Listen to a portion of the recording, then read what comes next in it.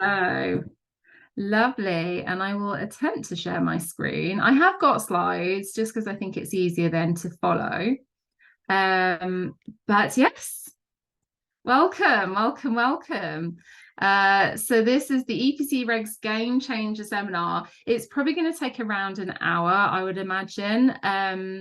I've got yeah, I'm going to kind of keep it fairly basic because I am not an expert. I'm kind of sharing, I'll share a little bit about my background and who I am. I know both of you probably know, but I'm going to share a little bit about me. But I just think this is really useful information for people to know, because I've only recently found out about it. And I met Ramsey, he told me about it, and I was just like, wow, this is so, so useful for people to know. So that's why I'm doing this free seminar. It's just to help, share a little bit about my understanding, but I'm not the expert. Ramsey's the expert. I've got Ramsey's details at the end. So you're very welcome to give him a call and have a chat with him about your own properties. So I'm just going to kind of keep this fairly basic level and give you an idea of how it works and what it is and the grants that are there. So very briefly, a little bit about myself. So I'm Anna. I'm Property Empress, as I'm known online. But I've been a professional property investor for 13 years. I've got buy-to-lets and Airbnbs mainly now.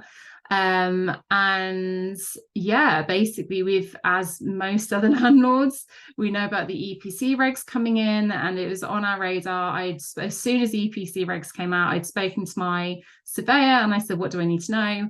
And the main things he said is that EPC is quite subjective. So even if you do get a D-rated EPC, give it a little bit of time, get another one, and you never know, you might get a C. That was like one of the first things he says, which I thought was interesting. But he kind of said, as long as we have the walls, the loft, God, I can't remember what he said, the walls, the loft, the windows, a good boiler, a smart meter, and energy saving light bulbs, he said you're likely to be a C, unless you bought a very old, very unusual property. He was like, as long as if you get those things done, you should be okay. So I was never overly worried because I knew most of our properties were probably going to be okay. But yes, it's always, and I just figured it was going to cost a little bit of money to uplift the portfolio, but I wasn't overly worried until I found out how much wall insulation is.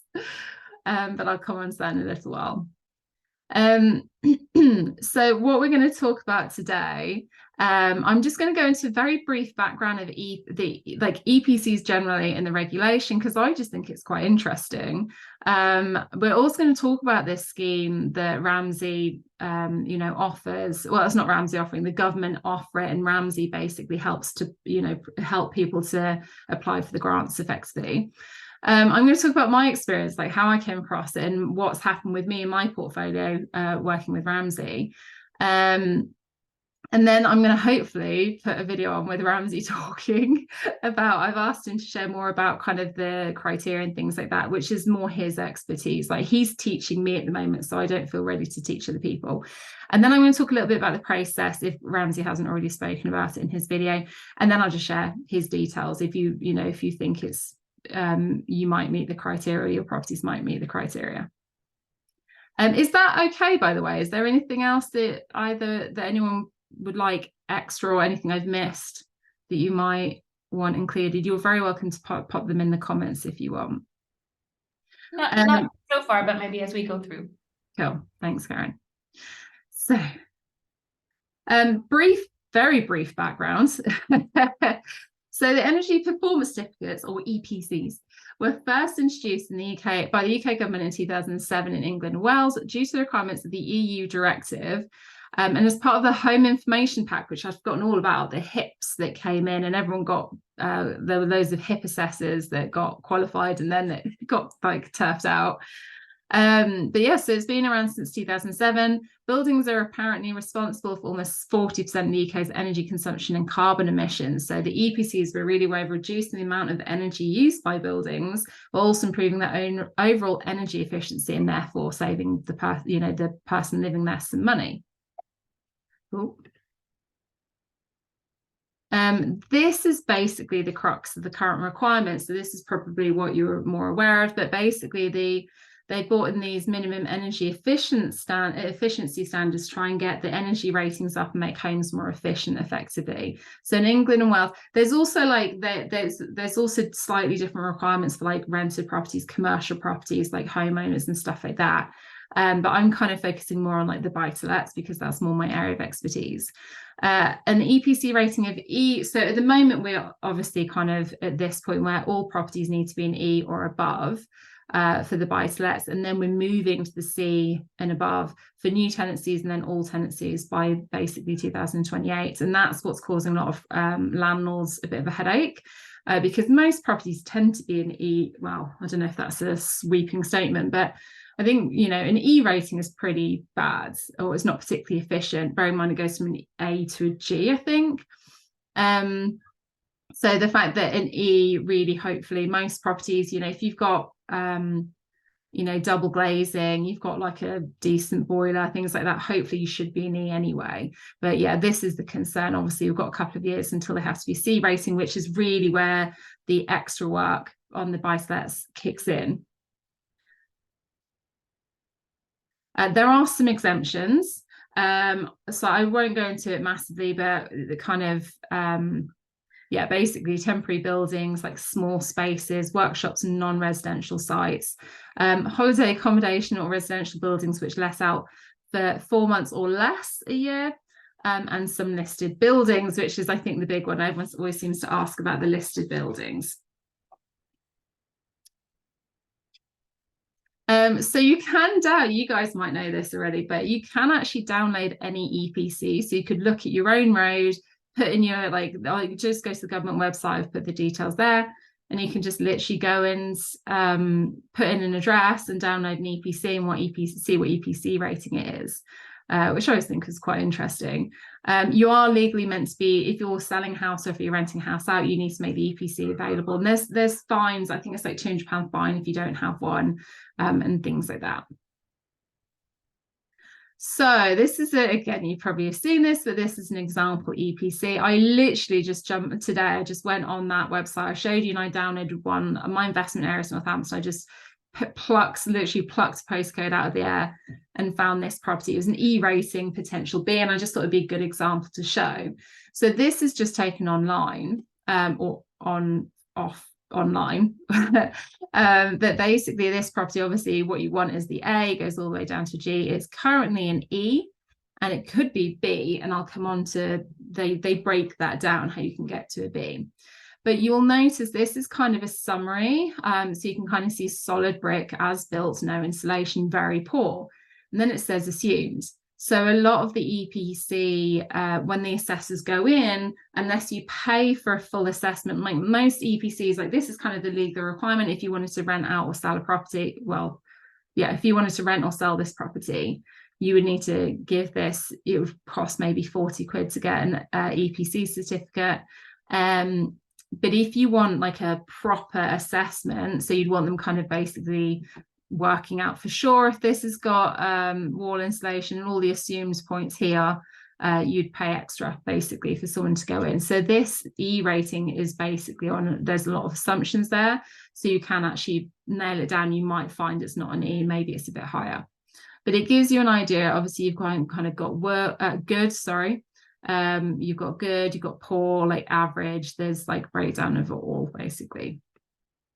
And then it goes on, and this is kind of the key. This is the thing for me that I think is most interesting, because it talks about what changes you could make, and it then obviously says about the loft insulation, the wall insulation, and it breaks down the costs. It also gives the typical average yearly saving, but the internal or external. So I don't know how much you know about wall insulation. I guess I'll kind of, maybe, again, I'm not an expert, so I'm just going to share my own understanding. It's not going to be perfect, but I'll give you an idea of my understanding. So you can have cavity wall insulation, which is basically, it's got a gap between two bricks basically, and you can squirt stuff in, and that's creating insulation between the bricks.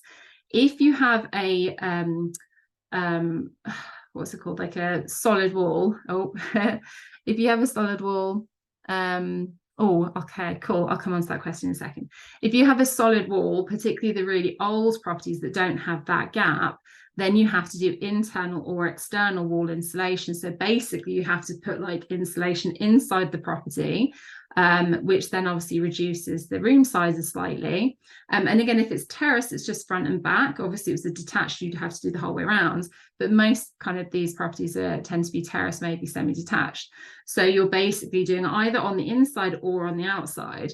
And the benefit of the outside is obviously you're not losing any of that room size. It can also make it look really nice, like it looks like it's a new build property if you've done the outside wall. But I think it tends to cost a little bit more. But either way, whether you have internal or external, you can see the cost is pretty significant at 4,000 to 14,000. Like obviously, like increased loft insulation. A loft insulation is pretty easy. Like you can actually do it yourself. I think you can just buy the insulation and put it up. You just have to make sure it meets all the requirements. But some of them, I mean, with this, actually, I think did it have double glazed? I think it was double glazed. Why can't I see the double glazed?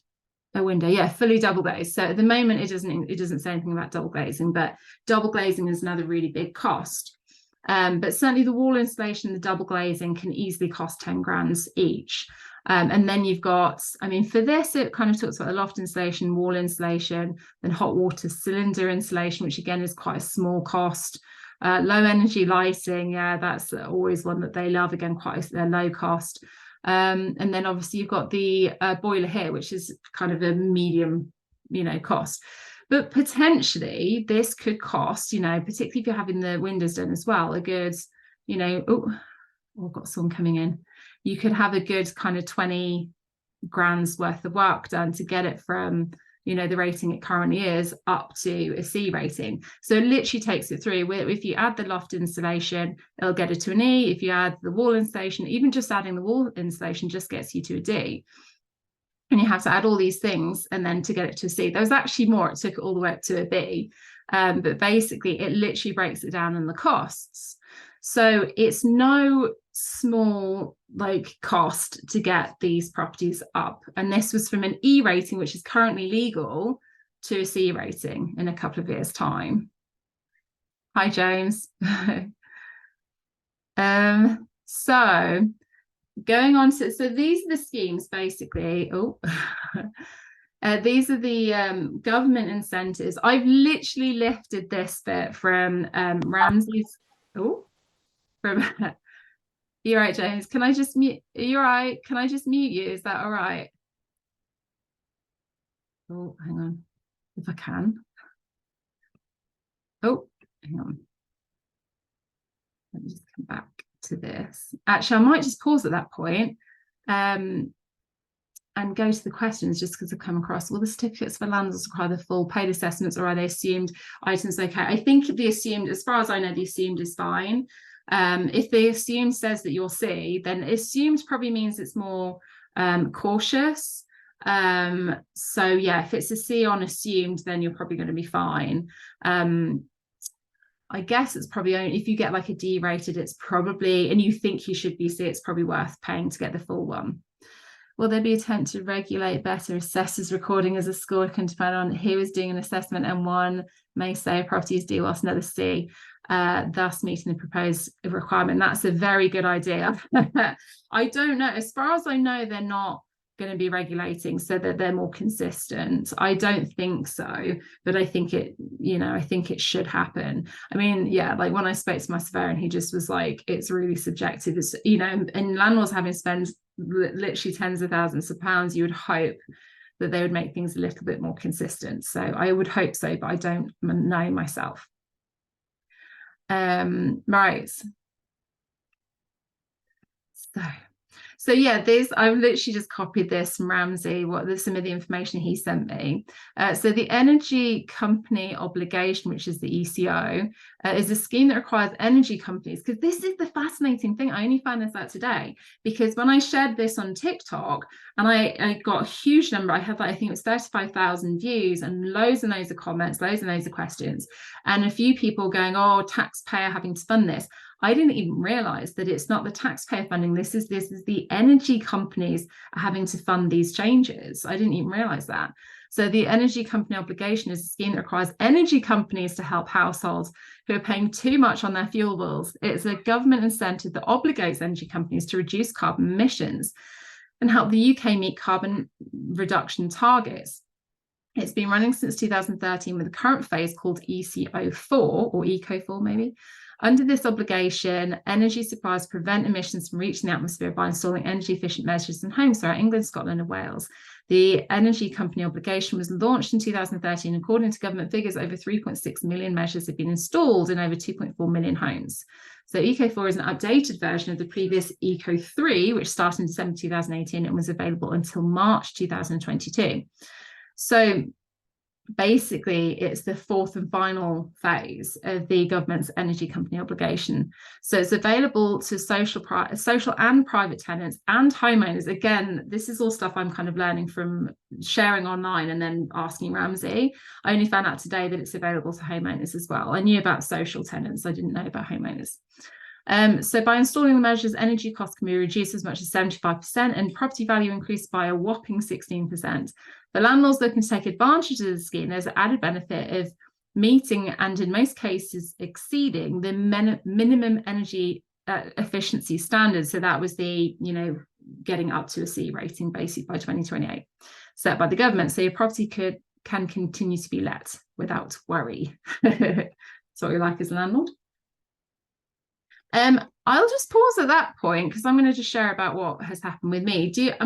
Like I said, this is quite high level stuff, talking about the EPCs, the background, the regulation. So the ECO and the ECO4 and things, that's basically they're bringing in the grants. Originally, I think there was a cap on the the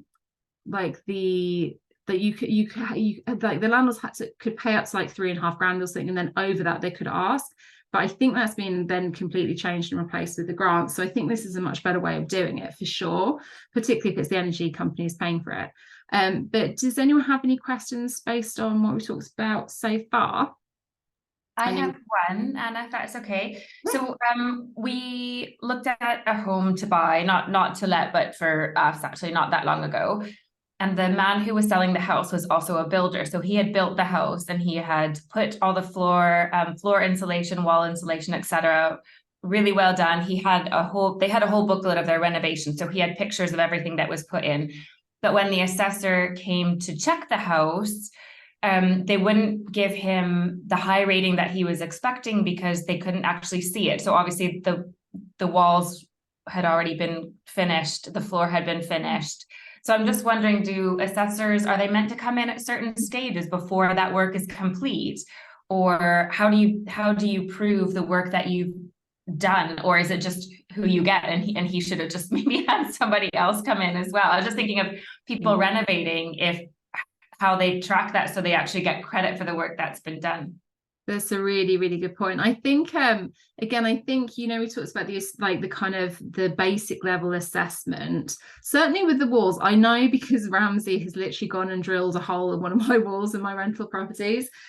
So they can go and check. So he needed to check if there's cavity wall insulation. So you can do a drill test, I think he called it.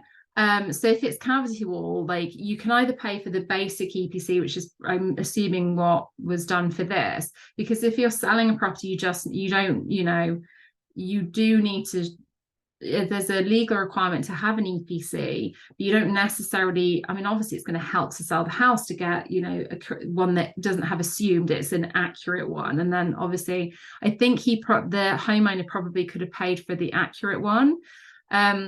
But I think you're probably right. If you're renovating a property and you're doing work as you go, it probably would make sense to work with an energy assessor and show that, like you say, show them the work, like the flooring as it went in, show, all the work that was being done in terms of the energy performance certificate.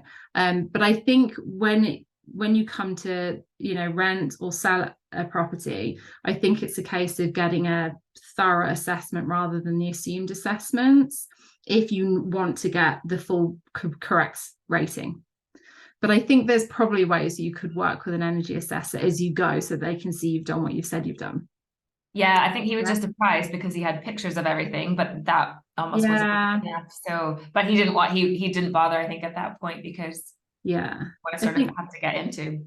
Yeah, but also, I mean, there's a legal requirement to do the EPC, and it must be annoying if you've done the extra and the EPC doesn't reflect it. But if he can show you and say, look, the EPC says a C rating, but actually we've done all of this, you know, because it's a bit different when you're selling your home, because you don't have to have a certain criteria. But if the new owner can see that actually, because the purpose of the EPC is to help the person that's going to be living there to understand how energy efficient it is.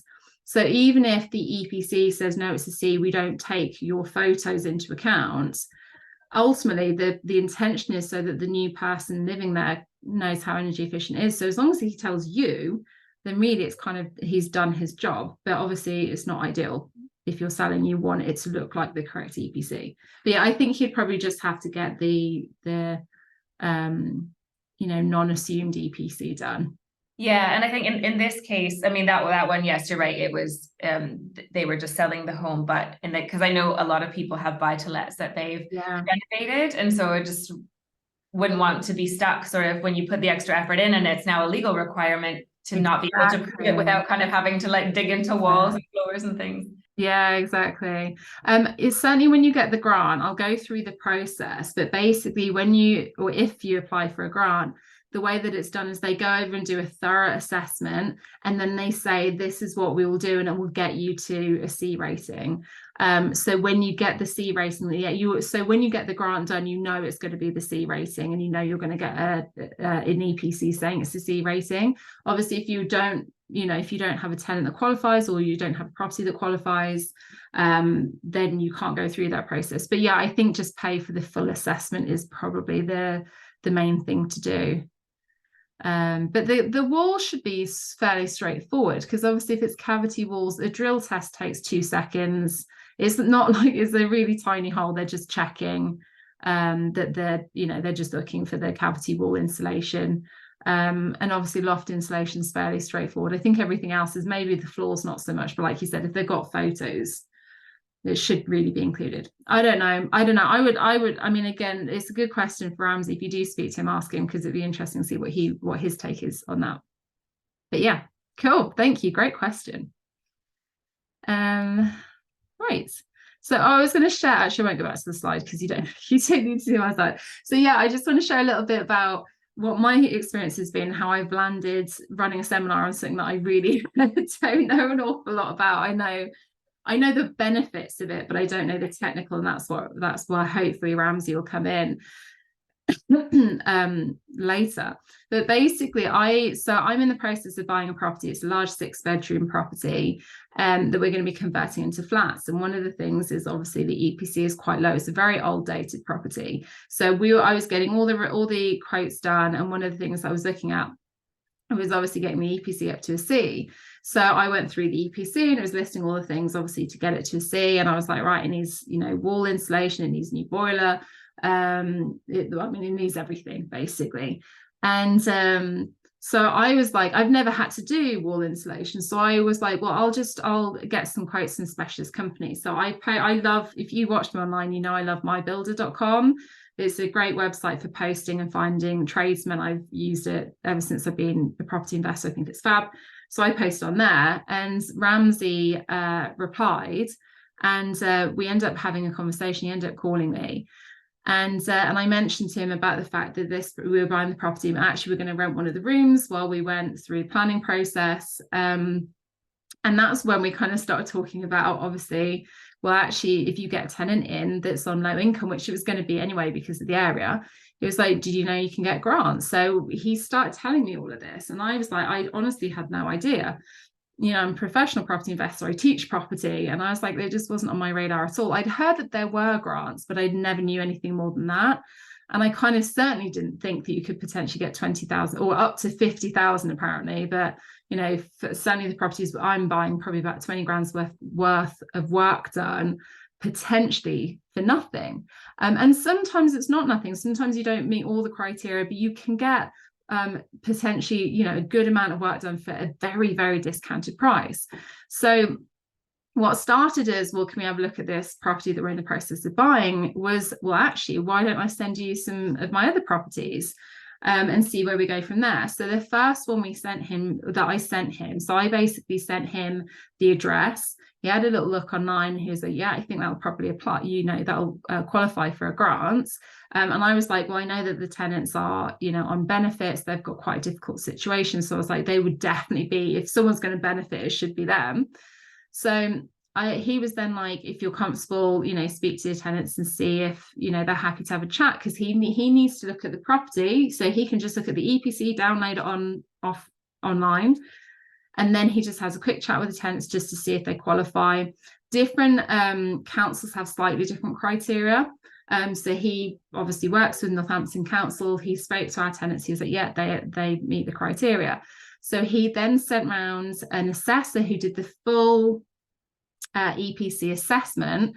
And then they got in touch and they were like, we're going to send you the written proposal, but basically, yeah, we're going to get absolutely everything done. It'll be between 15 and 20 grand's worth of work, and it's going to cost you £400.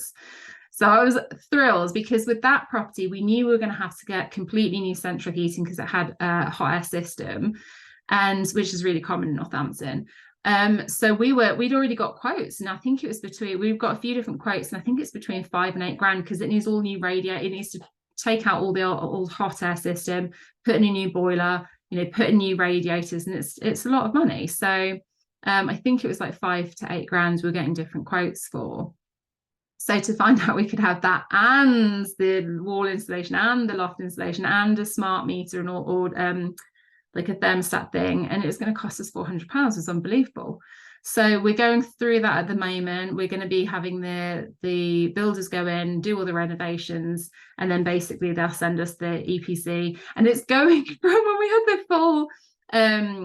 had the full EPC done, because originally it was an E. When they did it fully, they said it was a low G, and I was like, oh my gosh. But again, that's actually a good thing, because the more work, that is what I'm being told, the more work that needs to be done, the bigger the grant available, basically. So I was really pleased. And he's looking at 2 other properties of ours at the moment. One of them, I don't think the tenant qualifies. The other one, they do. With that one, he has said that because it's a semi-detached house, so that we can get a lot. And we had renovated that when we bought it in like 2012. But he was like, again, the walls need doing, like the windows are fine. But he was like, because there's not as much, and because it's a semi-detached, there's more work, but you get the same grant. So if you have a terrace property, you just need 2 walls. Or if you have a semi-detached, you need 3 walls, you still have the same amount of grant, but there's more work. So he was like, it's going to need a bigger contribution. So he was like, it's going to be, I think it's about £18,000 worth of work, but we were going to have to pay 4,000. But I was like, again, very happy with that. If I can get 18 grand's worth of work for 4,000, I'm very, very happy with that. And we've got another one as well that he's looking at, and he's gone and he did the drill test thing. But it's empty. We're going to be renting it out. So I'm going to be specifically, I mean, we rent to DSS tenants anyway. We always put credit issues welcome, DSS welcome, etc. So we're going to be looking specifically. I mean, it would probably have gone anyway to a low income person, but we can then potentially look, specifically for someone that's on low income. We can just kind of lean a little bit more that way, because then we can get all the work done, which is great for them. It's great for us. So yeah, so it's really good. So I have shared in a few of this. I'm in with Alice. I'm in with like a little women in property group, and I shared in there, and quite a few of the women there have spoken with Ramsey. And he's like, yeah, they all qualify, yeah, they should get this much work done. And, it's just wonderful. So, so hoping that there will be a lot of updates, being funded by the energy companies, updating all the properties, saving the tenants money, adding value for us, and it's very exciting. So I'm going to, I think now, move on to, yes, the grants. So let's see if this works. So I've got Ramsey, bless him, who couldn't be here today, has sent me a video. So let me shut that. Okay. Let me see if I'm good enough with my share screen. There you go.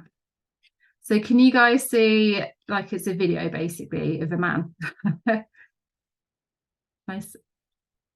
I'm going to assume you can. You've all got your screens off, so I have no idea. Is that a yes? I'll just play it. So I think it's about, yes, it's actually only about 6 minutes. Here you go. Hey guys, it's Ramsey here from Gartner Assessments. I hope you're well. Further to what you've discussed with Anna, it's a pleasure to be able to go through Eco4 funding with you and how beneficial it could be. I can only apologise I'm not there in person, but I hope this video will give you all you need to know about eco funding and how beneficial it would be, along with the accompanying what you need to know about Eco4 funding PDF, which you should all get a copy of. Before I begin, just to inform you, I'm working from home today, so apologies for any background noise. And this is the first time I've done a video like this, so it's about take 25. And I am going to need to look between the screen and this camera to make sure I don't miss any of my points. So getting straight into it, we are experts in carbon reduction and improving efficiency, but we specialise in accessing government-backed funding to install energy-saving measures rather than charging customers to do it. We previously worked under Eco1, Eco2 and Eco3, and we are currently very pleased to announce that Eco4 funding has finally been released and is better than we even hoped for. What I'd like to achieve by the end of this video is that you all have a basic understanding of Eco4 funding, including qualifying criteria, which measures are available, and how funding levels and any potential contributions are calculated. It's also important to state that there are lots of changes between Eco3 and Eco4, and that's part of what I'm going to be going through with you today. In regards to what eco funding is and what it stands for energy company obligation. Simply put, the energy companies are obligated by the government to reduce carbon emissions, and the way they do that is paying companies like us to install energy saving measures into qualifying households. But it's Ofgem and the government that decide what the qualifying criteria is. Another big change is they've removed all the disability benefits from qualifying criteria. However, they've introduced flex funding, which allows companies like us who've partnered with different councils to get sign-off for tenants if they earn below £31,000 a year in the household. And that is the biggest positive change, is that your tenants don't need to be on benefits to qualify, as long as they live in one of our council boroughs we're partnered with and earn less than £31,000 a year. I'll also send through a list of the partners we have. I'll hopefully get that done in time. Just to show which councils and boroughs we have, but I'll be able to have that in no time anyway, guys. Okay, moving on to the next topic, the importance of the EPC. So under Eco4, the biggest change is that a minimum EPC band improvement is required to qualify for funding. You can have all the benefits under the sun and the low income, but if you've had all of the measures installed apart from the loft, there's not much we can do, because that will not achieve a 2-band improvement. And that's the very minimum we need to get funding, is a 2-band improvement. That will allow us to install measures such as cavity wall, loft insulation and smart controls. For more expensive measures like internal wall insulation, if you wanted that with smart controls, then really we need to make a 3-band improvement to fully fund the works. But as long as we make a 2-band improvement,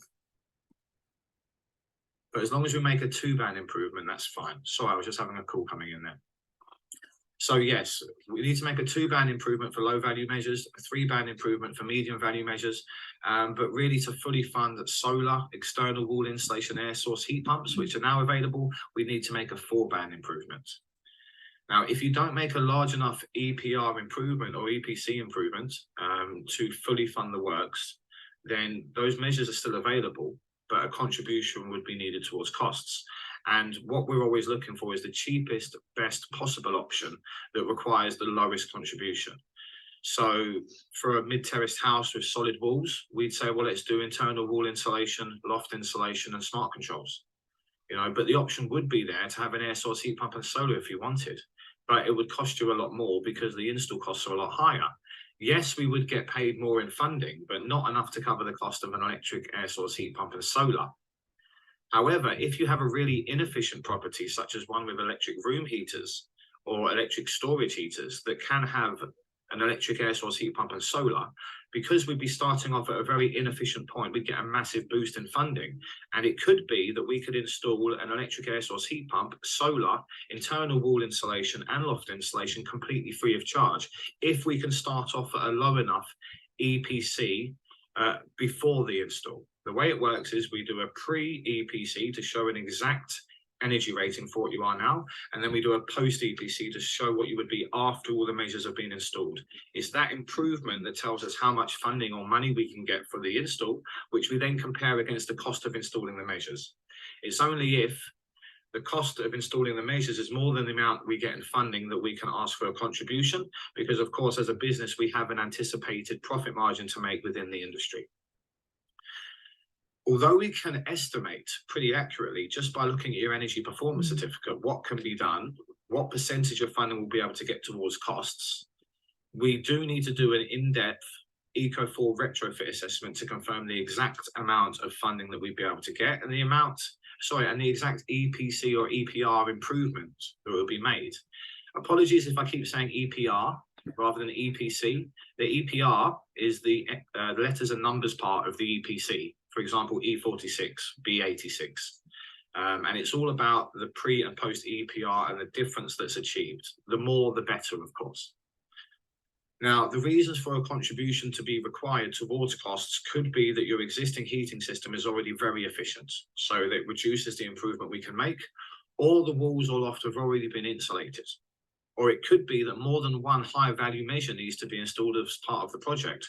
For example, you need internal wall insulation and flat roof insulation rather than cavity wall and loft insulation, which of course is much cheaper and achieves the same saving or U value or increase on the EPC.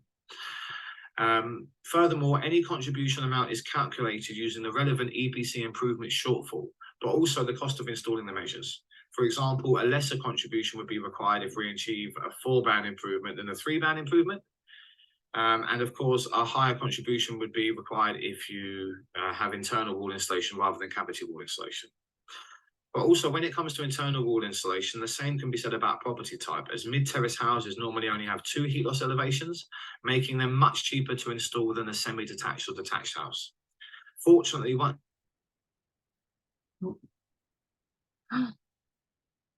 Oh no, dear. Oh, so good. I was really enjoying that. And then it cut out. Oh no. Hang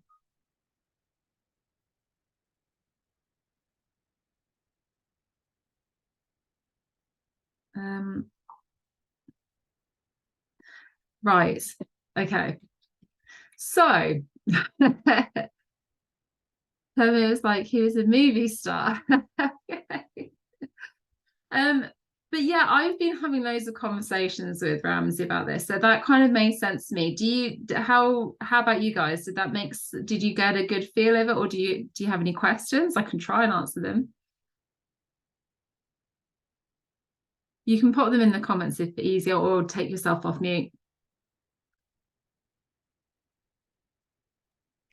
Yeah, hi, Anna, it's Alice. So I have a unit in Leeds, which I have been trying to, because the EPC is E, and I have been trying to upgrade for nearly 3 years, and Wow. I'm really struggling to get people, because there was an assessor or like a firm who first said, oh yeah, we can install a boiler and then it's fine. Then they were talking something similar, that it's not going to improve the banding, you know, by 2 bands. Then they were looking at heat source pump or whatnot, but then they just completely disappeared. So I'm hoping that, you know, this list or which areas Ramsey and his firm covers, or if he may have contact in Leeds, then I would really welcome to get that house. I'm sure he has sent me that list before. Let me just see if I can quickly find it. Because yeah, I'm always getting asked, you know, what areas does he cover? Oh, there you go. Here we go. My goodness me, the problem is it's a really long list. And it's a photo, so I can't search it. So what's the local authority? Is it just Leeds. Leeds? Yeah, yeah. Yeah, I'm gonna have to look, because otherwise this will be really boring for you guys. There's a lot on there. There's loads on there, so I can't see it, but I'll double check. I'll let you know. Thank you.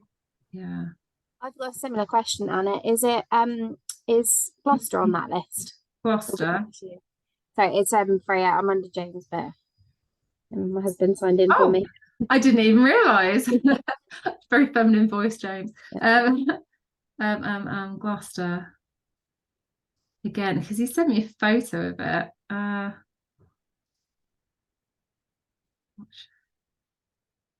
Do you know, I'll send I can send you copies of this. He said that he was going to send the list anyway. I can't see it, but it's such an extensive list. It's probably on there. I just can't see it. Oh, Doncaster. Yeah, hang on. So that was Gloucester and Leeds. So Gloucester and Leeds. Yeah. Oh, I wonder if I can message him. Thanks, Anna. Gloucester. Yeah, I know he's at an event tonight, so I don't want to disturb him too much. I will ask him. I will check the list, and I'll send it on to you so that you can see. But yeah, I think it's a very extensive list. It looks like he's got most of them. But yeah. Are there any other questions? How did you find the process going through it yourself with the company? Yeah, really good. And I think that was kind of, I think when I first spoke to him and he told me about it, I was like, nah, like it honestly sounded too good to be true. And he sent me all this information, and I kind of looked into it, and I was like, oh, maybe it is. But I was like, oh, and I think I was just like, well, what's the harm in sending him, some of the properties we had because originally I just sent him one. I was like, oh, I don't think the others will, probably qualify, and I don't know. I think I was just really skeptical. And then he looks at the first one. They sent one of the energy assessors rounds. The tenants loved them as well. The tenants thought they were brilliant. And and that was when they were like, yeah, we can do 20 grand's worth of work for £400. So I was like, what? And they're like, yeah, we can get you up to C, like I think it's a high C rating, I think. So then after that I was like, right, here's all my other properties. So yeah, and then I started sharing with other people, and yeah, they're all having quite similar experiences. So far it's been fine. We haven't gone through the whole process. So basically we are ready to go with the first property, but unfortunately we've had to put on hold. There's been something that's happened at the property. It's like nothing to do with the property, it's something to do with the tenants. We've had to put it on hold. But basically the work was due to start imminently. And then we were going to get the new EPC within, I think about 6 weeks. And the whole thing was going to be done. We were going to get the central heating replaced anyway. So it's just saved us an absolute fortune. The tenants are thrilled because it was expensive to run. Like we'd had a couple of winters with them because they were like, because we talked to them about getting the gas central heating in, and they were like, oh, we prefer the electric. And I was like, yeah, but the electric's really expensive. And then with the which was okay, and then all the utility bills went up. And then they were like, this is really expensive. And we're like, we will get you, we'll get the gas, heating in for next winter. And that's when this has all happened. So it's just been a bit of a godsend. But the process itself with Ramsey has been really straight. In fact, that takes me very beautifully onto the process. I think that's next.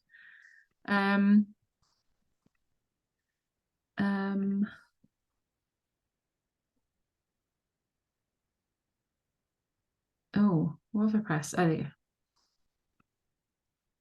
So yeah, this was the process that you go through. So basically, so when I've kind of said to Ramsey, if there's other people who want help, what's the best way to do it? He's like, basically, if I can get their phone number, so if you are happy for Ramsey to call you, basically you can give me your number, tell him a good time to call, and he'll give you a call. And then basically he just takes the postcode and the house number and he does a remote search. So he kind of touched on this in the video. He downloads the EPC and has a little look at what, you know, information is there. And then if he kind of says, yeah, it looks like we can, you know, it'll meet the criteria, then the next step would be to talk to the tenants to see if the tenants meet the criteria. So this is, I've given you an example of what I sent to one of my tenants. So it's like, hi, tenant, we may be able to apply for a grant to have some improvements done to your property to make the house more energy efficient. If so, that would mean a warmer home over the winter and lower bills for you, and it won't cost you anything. Would you mind if an energy assessor came to see the house? Please, can I pass on your number, as they will have a couple of questions for you as well. So the next step really is that Ramsey calls to see if they qualify. And then if they do, then they send the assessor over, which is what Ramsey referred to. They go over and they do the initial assessment and they work out what they can get it up to, how much it's going to cost, and then also how much the grant will be. And they basically look at the two. So for me, they were like, well, we can get this, you know, this much work done. I mean, I'm assuming it's 15 grand's worth of work, that it's pretty much 15 grand's worth of grants. So there was a slight, you know, like I said, £400 just because they had to get a little bit extra to get me to the C rating, apparently.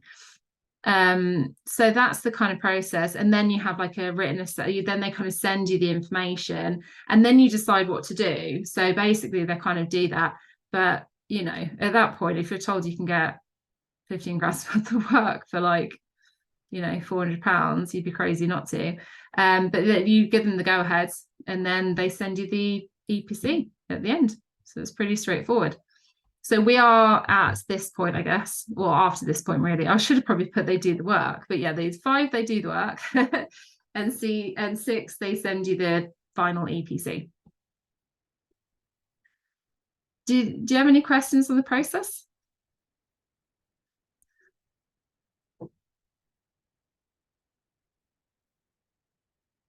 No? Cool.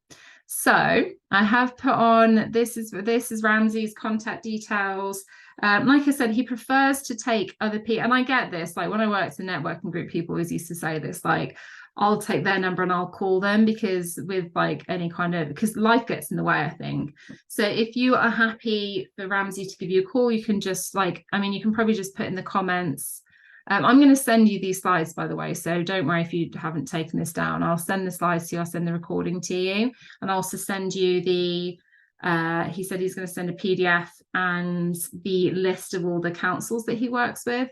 But yeah, like really the next step, if you're, you know, if you want to have a chat with Ramsey, you're very welcome to send, you can private message me in the chat and just put your, you know, phone number and when's a good time for him to call, and I can pass it on to Ramsey, or you can just take the contact details that I'll send through. I'll do it this evening and you'll have his details this evening. You can give him a call next week.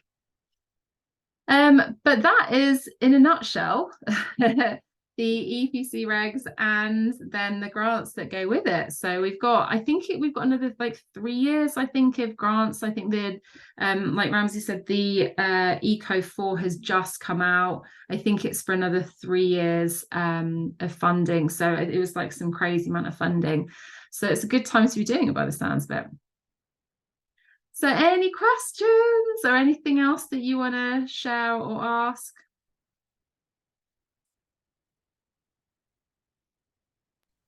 No, that's been really helpful. Thank you, Anna. That's no problem. Thank you for everyone who's sending me their contact details. I'll pass them on to Ramsey. But yeah, I will, like I said, I'll share all the information. I'll email all the information out either tonight, possibly tomorrow. But thank you so much for coming. I was slightly worried it's just going to be me talking at the camera, but it's always nice to have people on. And yeah, I'm glad it helps. Thank you. Thanks, Anna. You're very welcome. Have a lovely weekend, and I'll see you all soon. You too. Thanks. Bye-bye. Bye. Bye.